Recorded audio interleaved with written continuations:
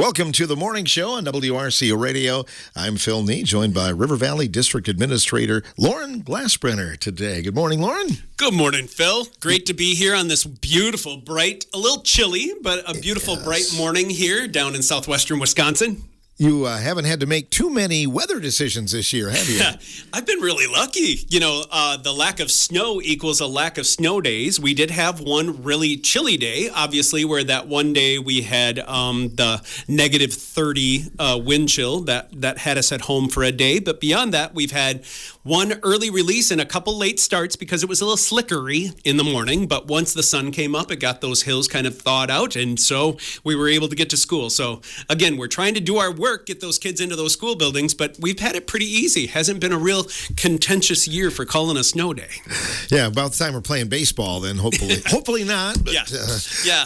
April snows bring May flowers, maybe. I don't know. Yeah, we'll see. That's what they say. Yeah. But we're through Groundhog's Day, we're through the Super Bowl, and that means that February is going by fast. It is going to go by fast. It's funny, some of the people were coming into my office area this morning, and I think they were, just reminiscing. It's February 10th. And because February is such a short month, it feels like we're almost halfway over. So once we hit March and we hit some of those times where the snow really melts and the green starts to show up in some of those spots first, it's really nice to know that spring is on its way. Thank goodness, right? We're always thankful for the cycle of the seasons, and it just gives kids that extra feeling of there's hope. So we're excited for it. We'll still have some cold days. I'm sure there'll be a couple snowy periods in our days yet, but we're excited for the spring as it comes around. This is a special week, proclaimed the National School Bus Driver Appreciation Week, and I know you appreciate those drivers very much in your district. We do. We have a tremendous team of people that help us out by being drivers out at Lamers. So our company that we contract with is the Lamers Bus Company, and River Valley is really thankful for the work they do. When you think of a bus driver, they're the first ones to get those kids onto our day. So they are the start of a school day for us. Those bus drivers are the welcoming face that we see as they pull up to their driveways or into those spots. So we're really thankful for all the drivers out at Lamers and for Sue and Dawn that help make sure that everything is organized out at Lamers as well. There's a team at Lamers that really helps make sure everything runs smoothly, and they do great work. And I'm just so thankful for everything they do. If you ever want to kind of help out a school district and you've got time on your hands, I would encourage you to call your local bus drivers because there's always openings. They're always looking for good retired people that might want to jump into a morning route or an evening route or even get trained and just help us out with athletics or activities in the afternoon. So those bus drivers are really needed. They're appreciated. And again, they make that first connection with those kids as they hit the road. And so we're just thankful for the work they do. When I had to do an icy day, when last week it was a little icy and I called a 2-hour delay, it's really because those mammoth vehicles that we have, those buses, I want to keep them straight and narrow right on the road. And so we're always thinking about, can they handle the road or not? So I don't ever want to put a driver or the kids in any kind of harm's way. So we're always trying to appreciate them by keeping them safe and appreciating the great work that they do. The square mileage of the River Valley School District, they travel lots of miles, don't they? Yeah, it's always fun to remind people of this, but my border for the River Valley School District hits Richland Center, then it goes a little north up to Ithaca, then it slides over a little bit to Weston, and then it goes to Reedsburg, and it comes all the way across Reedsburg, and it hits Sauk. And from Sauk, it loops down, and it comes down to Wisconsin Heights. And from Wisconsin Heights, it loops back up over by 151, and we hit a little bit of Barneveld. We then hit a lot of Dodgeville on our southern side on our border. From Dodgeville, we hit into the Highland area, then we hit into the Riverdale area. Just all the way around us, we have districts that are doing that great work too, but we have this humongous district, and because of that, we have a tremendous amount of bus routes. We have 22 bus routes, and those bus drivers and those routes are eminently important to our district. They go and get the kid from the farthest reach out there in the woods or on the hills and bring them into our campus. And we thank the work that we do, but it's complicated work when you have such a large district and the need there for transportation. That would be a good trivia question. How many school districts does River Valley's district border? Because it's a lot. It's a lot. In southern Wisconsin, we're one of the largest districts around, right? You really think of some districts have a lot of kids, but they're not quite big. I'll give you an example. Wisconsin Wisconsin Heights, right down the road from us as you're going into Madison on Highway 14, they have similar amounts of children, but their district is like 1/10 our size. They're just right along the highway there as you're going into Madison. But our district, everybody is spread out quite widely. And so we love that. We're land rich. We love that. It gives us great history. It gives us great ideas, but it also creates a little bit of an opportunity to have a complicated bus route. And that's okay. It's something that we'll always love, but also kind of roll our eyes and try to do our best with.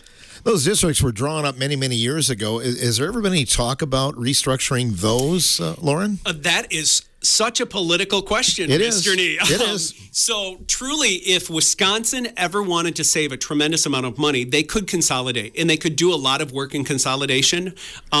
But that would be a very unpopular conversation to have, especially with the communities. When you think of a small town or a small little group like Weston, I'll use them as an example. It's a little district. There's other districts right around them, but they have a tremendous amount of pride. They have a tremendous amount of history and tradition that goes along with that district. So they work really hard to preserve that and keep that moving forward, and it kind of helps them keep that identity. Some of that hard work was done in River Valley in the early 60s. When Plain, which was a school district, and when Arena, which was a school district, and Lone Rock was a school district, and the Spring Green Shamrocks were a school district, all of them consolidated to make the River Valley School District. And so at that time, there were large conversations about how to offer what we needed to do for kids. I do believe somewhere down the road, consolidated efforts will have to happen. I think we're seeing it often now as districts really get to operational referendum and really have to struggle to come up with this money. But it's an unpopular conversation. And it's certainly something that I think the state's going to have to take on, but yet we haven't had a politician or a state superintendent that's had the guts to really jump into that yet. So I guess I'll smile at that and say it's not my work, but it is work that we'll probably have to face someday down the road. Not River Valley. We've already done our work. But other districts, they may have to continue to venture into those conversations because there are lots of little districts out there that are serving just a few kids. And it might be more financially responsible to serve them in other ways. And again, that would be a very unpopular conversation to have with a community, but it's one that may have to be had someday down the road. And down the road, the way, especially the current state of affairs. Yes. But let's talk about the upcoming referendum. We've been kind of hinting at it during all of your visits this year. But you recently had a board meeting at the end of January. Yes, and we did. They are proceeding with everything, and you've got a lot of information today. Yeah. So one of the things that first leads into the referendum is there is further consolidation of our buildings in the River Valley School District. So we still have an early learning center, which houses 2 grades up in Plain, Wisconsin. And that we call it the ELC, the Early Learning Center. It houses 3 4K classrooms and 4 kindergarten classrooms. It has a gymnasium and it has 1 space that's used for art and music. But basically those 8 classrooms in the kitchen and gym are being closed at the end of this year. So our satellite school, if you will, up in Plain, Wisconsin will close, and those classrooms will now be held next year in the 25-26 school year down on the River Valley campus. Again, that's never fun stuff to talk about because that means a lot of people have to move, a lot of things have to transition, but those are necessary things that have to be done. We have space on our Spring Green campus for all those classrooms and all those kids, so we need to make this move happen. And so that was the first thing that the River Valley School Board did, was to make that decision to say, okay, Glasbrenner and team, get this going so that we can get those savings into our pocketbook prior to going out to referendum. So I wanted to make sure that anybody that's listening understands that we are making that transition at the end of this school year. So with that, we're going to be able to save up to around $300,000 based on closing that building. What are we going to do with that building, people have asked me, and I don't know the answer yet. The school board will have to figure out what to do with that building. In other communities, those buildings become for sale. I would assume that will be something that the board looks at, but they have not made that decision yet. But with those savings, we're also able to make some reduction in force. So again, everybody knows that the most expensive thing in any school district's budget is their personnel, is the benefits and salary of their personnel. So within that, we were able to make some savings in the reduction in force. And so we're able to take people's jobs, maybe where people are getting closer to retirement, and reducing their hours. We might have a full-time teacher going to a half-time, but still wanting to teach. We had one elementary group that's going through a graduating class that wasn't as big as the other one. So we're going to reduce a teacher in there, and we're going to move that teacher into a different grade level spot. So based on a retirement, don't have to get rid of anybody, just have to move somebody. And that's always a popular thing. We're able to take one less librarian in the district. We're able to reduce some time in music education and physical education. We're able to work on some other things so that we do things differently. So when we close that building, we're also saving in some kitchen savings and a building secretary. So all of those things come together with the reduction of that building to get us to where we're almost saving $1 million before we go to referendum. And I think that's always a popular move. Anybody that's out in the River Valley School District is always saying, so what have you done to save some money? What have you done to make sure that you're right sizing as your student numbers go down? Are you making sure your staffing sizes is going down as well? And we do. And that is something that we've taken really to heart. We've really tried to be responsible with the dollars that we spend. And so the reduction of that site, if you will, that building will help the River Valley School District get ready then for the next 3 years in the plan for restructuring everything on our Spring Green campus. So some teachers, I think, you reduce their time. Some were they were already thinking about stepping back and reducing hours, weren't they? They were. So we had a couple retirements. So when somebody retires, you can either find somebody to go into that position or post for that position. So because of retirements, we're able to, through attrition, as we call it in our contract, really reduce the numbers in your budget, but not really get rid of anybody because you're so proud of the staff that you have. So again, there's a shout out to some of those people that have to be able to move around in their different grade levels often because we have to restructure as things get tighter. So, but we're able to do that, and we're able to do that without reducing people. And those are really good things. So even when I said, we had a librarian that we're going to move, she'll be moved out of library sciences and she'll be moved into a classroom because all librarians have to have an elementary or a secondary degree to go into that master's of library science. So we're going to keep that person, just use them in a different context or in a different ability in a different space. So we're excited about that. We're able to keep the people so that we're not affecting their livelihood, but that we're shutting down some of those services as we consolidate. And you're reducing at least one bus route? Yes, we are. That actually happened based on Lamers. Lamers came up and just said, this route doesn't have a lot of kids, even though it has kids that could potentially get picked up. We're able to consolidate a couple things. So they, through Lamers, said, you know what, we can kind of consolidate this already. So that's going to happen. Within transportation, it's good that we talk about bus drivers and it being Bus Driver Appreciation Week. The River Valley School District, based on shutting down this building up in Plain, is going to have to reroute every single kid onto a different bus route. So that's going to be a lot of my May and June work, is to get all the bus routes rewritten. So your pickup times and your drop-off times for the 25-26 school year could look very different. That's okay. But instead of some kids coming into the middle and then having to shoot 12 miles to the north up to Plain, we're going to be able to go from the fringes and bring everybody into the center of our district, which is actually the campus in Spring Green. I still have people say, why didn't they put everybody back into Lone Rock? We should have opened up the high school in Lone Rock. We should have done this. And really, I appreciate their sentiment of trying to keep their small communities open, but Lone Rock's not in the center of our district. Just by happenstance, Spring Green is in the center. And for transportation, this is one of those big things that really does help us out. So we're able to be as efficient as possible with transportation by bringing kids out from the edges into the center, and then at the end of the day, going back. So. Will you be using some of the things at Plain, desks and things that, moving those down to Spring Green then? Oh, yeah.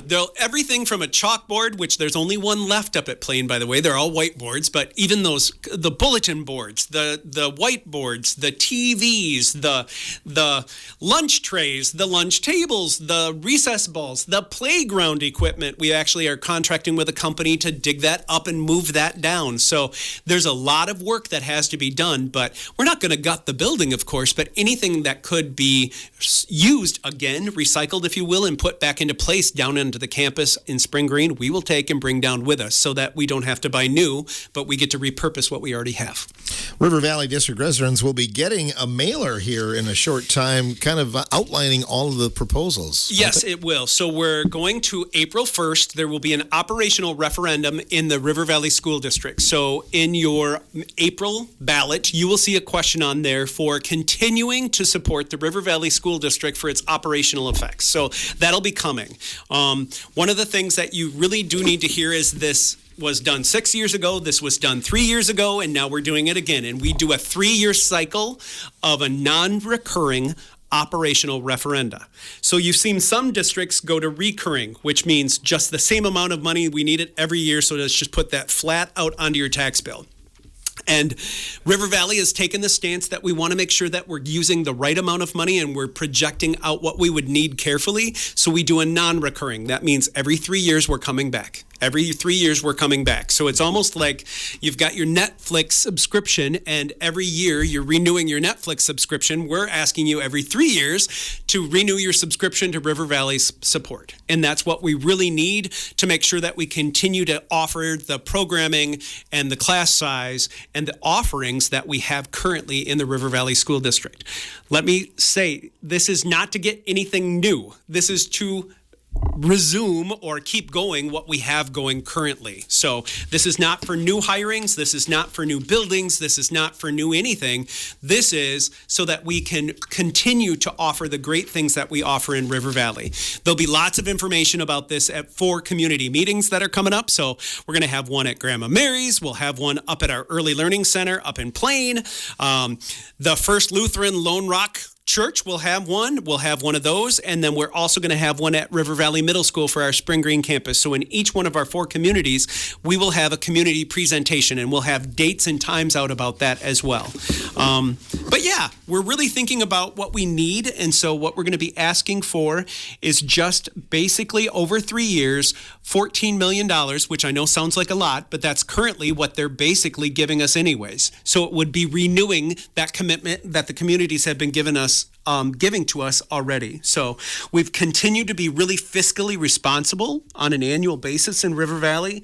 Something that I'm really proud to note that in the last 6 years, we've taken a look at the end of that fiscal year and thought about, do we need to tax for the full amount that we've asked for? And for the last 5 years, we have not taxed for the maximum amount that we have been given permission to ask for.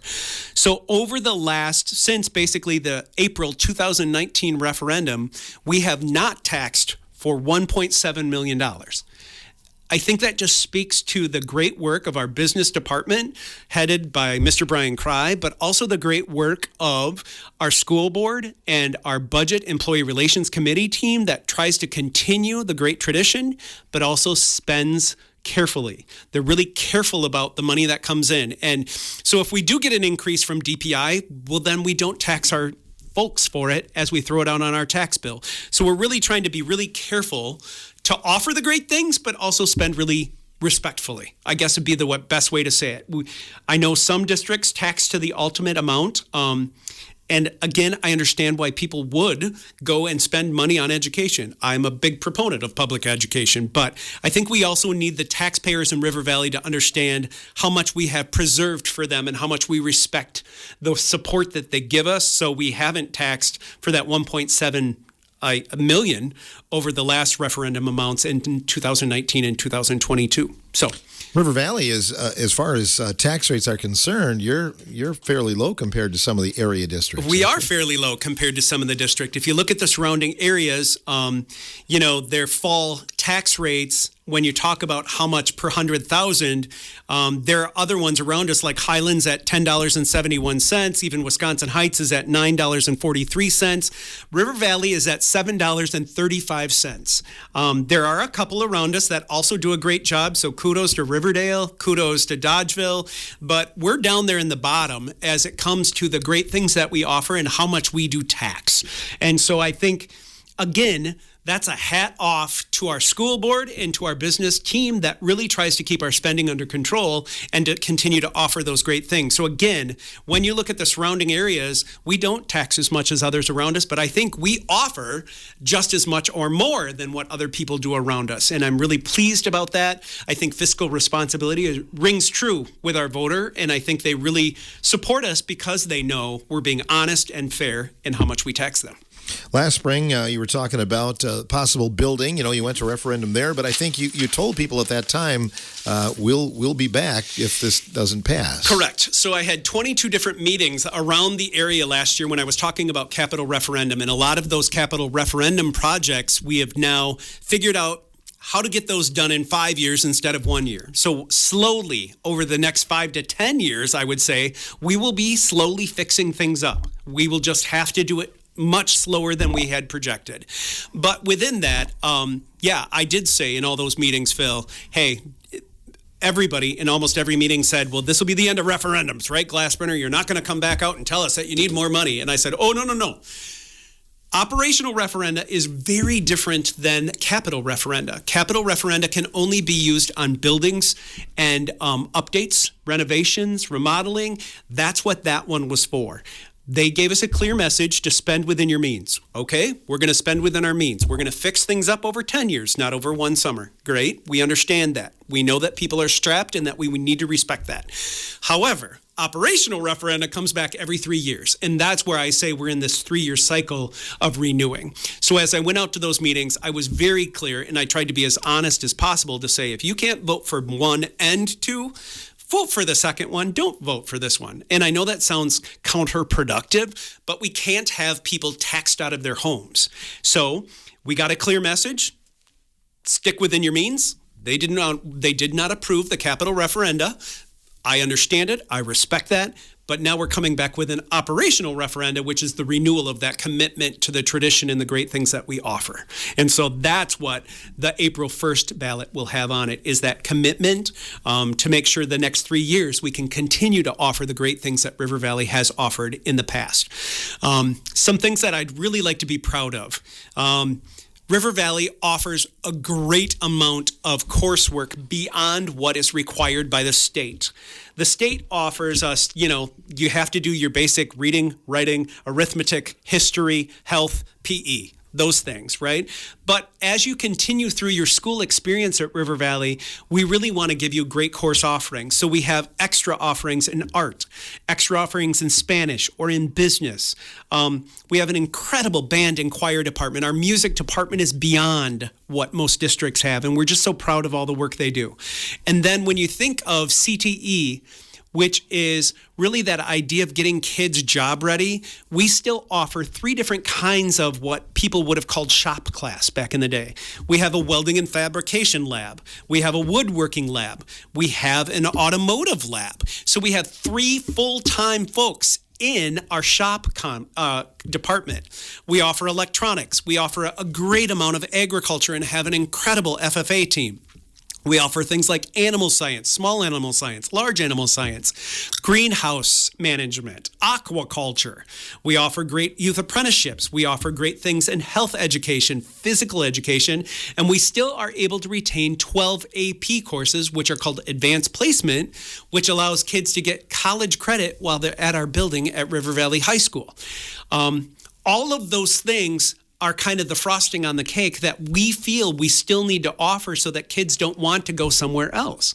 Based on open enrollment, you can go anywhere you want in the United States, not in the United States, in Wisconsin, but we want to keep every kid that's from River Valley in River Valley. So we need to remain competitive. And so out of our 31 schools, we feel like we're doing a good job with expenditures, but we're also trying to kick it out of the park with our performance and academic aptitude as well. So we're really proud of what we offer, but within that, we want to make sure we're living within our means. And so we need a recommitment from our community every 3 years, and that's what this is all about.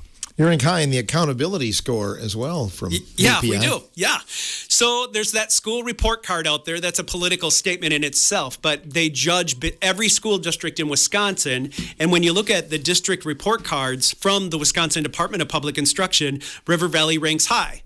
So Phil, you had just asked me, I rank low in expenditures, but I rank high in academic performance. And those are things I can really be proud of. Yep. So as a district, yes, we're up there with Barneveld and Wisconsin Heights. And I'm really proud of that because we're in 74.1. That's not a percentile. That's a holistic score that's out there that basically says River Valley exceeds expectations when it comes to academics. We do. We continue to have that tradition of excellence. We continue to offer these great things that kids want, but yet we're trying to be fiscally responsible. So again, when you look at expenditures, we're on the low side. When you look at the performance side, we're at the high side. And that's exactly where I'd like to stay.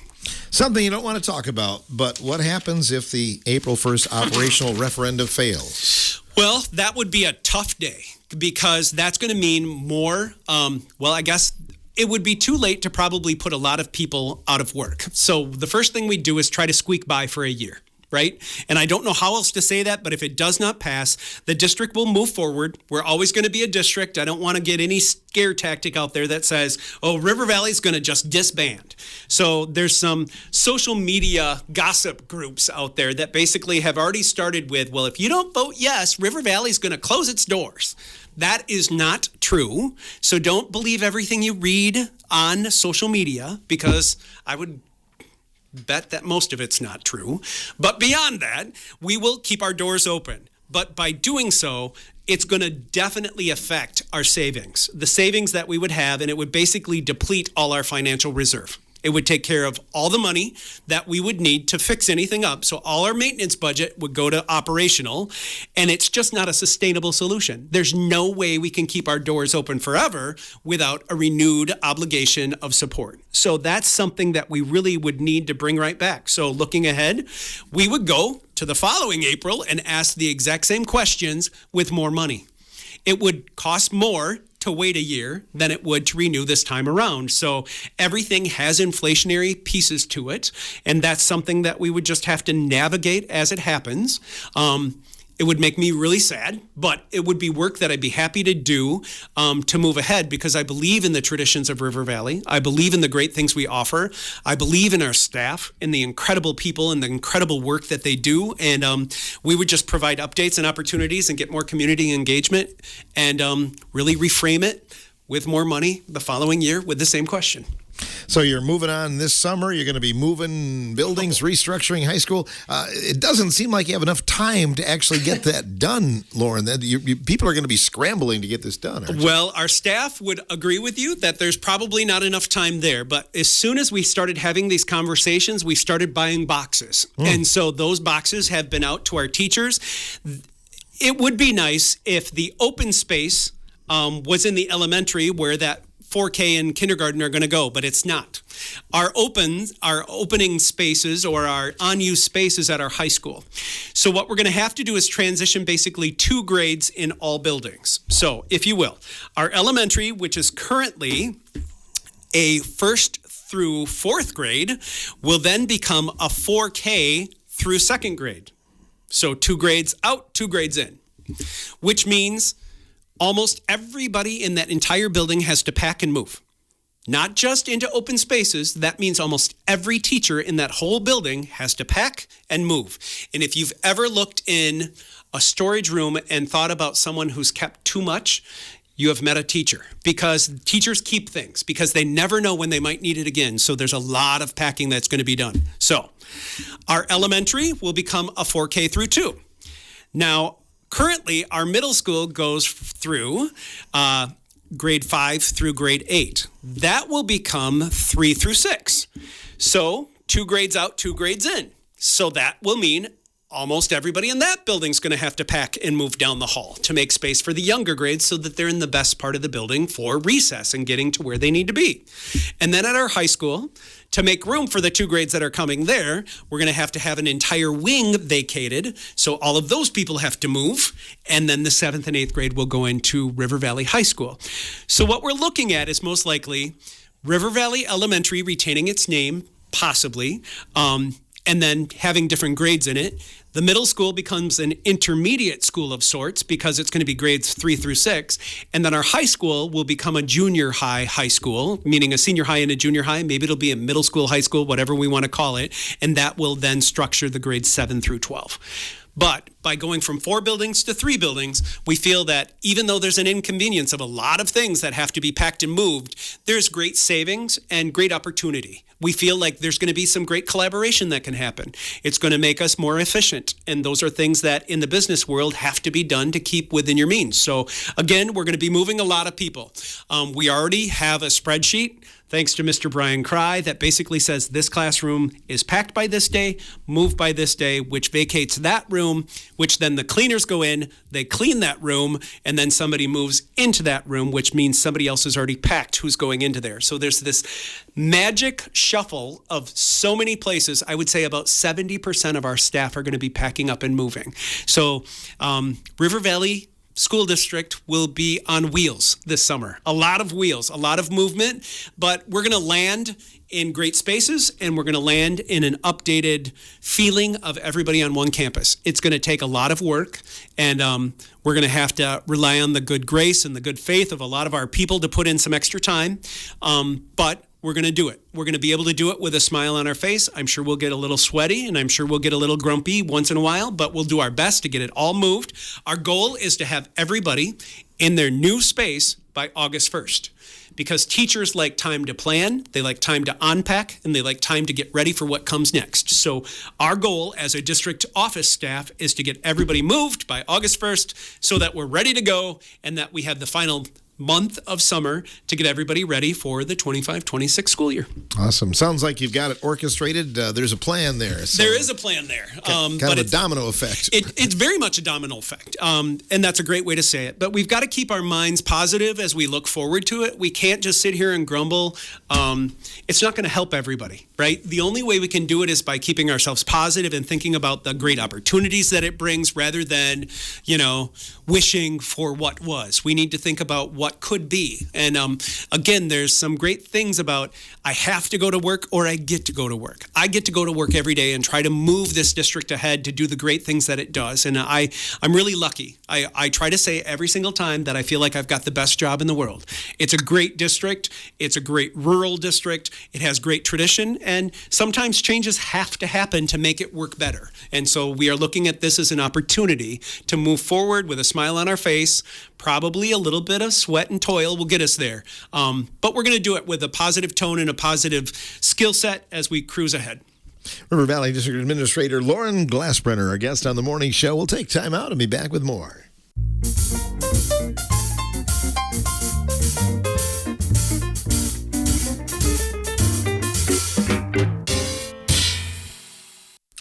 Loren Glasbrenner, our guest, as we talk about all the great things going on in the River Valley School District today, kicking off a busy morning show week here on WRCO. Really a positive fan and student representation. I thought Friday night we were there and Richland Center was represented well, but River Valley Richland Center boys basketball game. Yeah, it's always a rivalry and we always love that great competition, but it was a respectful game. It was an incredible game. Of course, I'm pleased that River Valley came out ahead. I'd be, remiss to not be proud of those boys and the great work that they do, the great work of Blakely and Thatcher as they coach those, gentlemen on to success. It was a great game. So we're really proud of that. We had some female wrestlers down at Belmont at the regional. That was great. We had youth wrestlers, I think, at Mineral Point Friday nights. There's all this stuff that continues to happen. So those are the great things that make kids come to school. And we want to continue to offer those things. So when I talk to referendum, it's so that we can keep those great offerings of activities, athletics, course offerings for the kids because they deserve it. Really, they do deserve it. We want our future citizens to be well-rounded, well-educated, and to do that, we have to invest in our schools. And so, huge proponent here of the great things that River Valley does, but a huge proponent of rural education and public education. I really believe in public education. I think it's the great qualifier and the great equalizer of our country. I don't think my family could have afforded to shove 4 boys through a private school, and so we went to a public school and I got a heck of an education in Fenimore. And I was really pleased by that. And so I believe in it to my core. And I think rural education offers a tremendous amount to the children that we have out here in southwestern Wisconsin. I'm always just so proud to be a part of it. So yeah, when stuff on a Friday night gets to have popcorn and cheering and all the family fun and all the community pride there, I think it's just the best of what we offer. Another shout out to Lily Spahn, who sang the national anthem. Yeah. Tremendous job that Lily's incredible. Lily's a part of our FFA team. She's a part of our student council team. She's a part of our girls basketball team. She's a part of student leadership. She's a part of the choir. She's just a part of a lot of things. And so all those things I just mentioned are beyond what we have to offer Lucy. She's a great kid. She's going to be an incredible adult. She's just a shining example of the great things that kids are. If you have bad impressions of our youth, then you're not looking hard enough, because there are good kids in every corner of every room doing great things. And I'm just so proud to be a part of the great things that we offer to children in the River Valley School District. But that's a great example. Lucy Spahn is an incredible kid.